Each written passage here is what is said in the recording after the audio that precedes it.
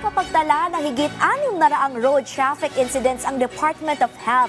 Samantala nagtulungan ang Department of Education at Department of Science and Technology upang itaguyod ang agham at inobasyon sa bansa. Yan at ang iba pa sa sentro ng balita ni Kate Renia.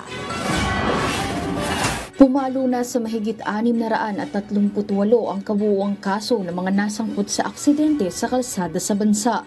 Ang naturang datos ay mula sa buwan ng December 22, 2024 hanggang January 4, 2025 kung saan 7 ang naitalang kabuuang bilang ng nasawi at 4 dito ay nasawi dahil sa aksidente sa motorsiklo. Samantala na sa 553 na individual ang naaksidente dahil hindi gumamit ng safety gear tulad ng helmet, habang 117 sa mga ito ay nakainom ng alak at 452 naman ay related sa mga motorcycle accidents.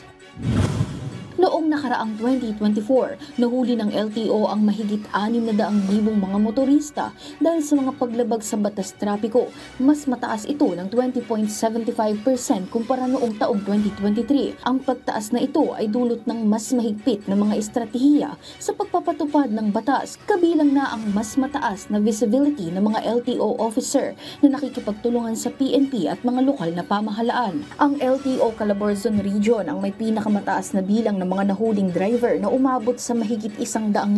Umabot naman sa mahigit 20,000 mga sasakyan ang na-impound sa taong 2024. Mas mataas ito ng 21.93% na pagtaas mula sa taong 2023. Nakatuon ang mga opisyal ng LTO sa pagpapatuloy ng masigasig na mga operasyon upang tiyakin ang kaligtasan sa kalsada para sa lahat. Nagsasanib puwersa ang Department of Education o DepEd at Department of Science and Technology o DOST upang paigtingin ang science at innovation sa bansa.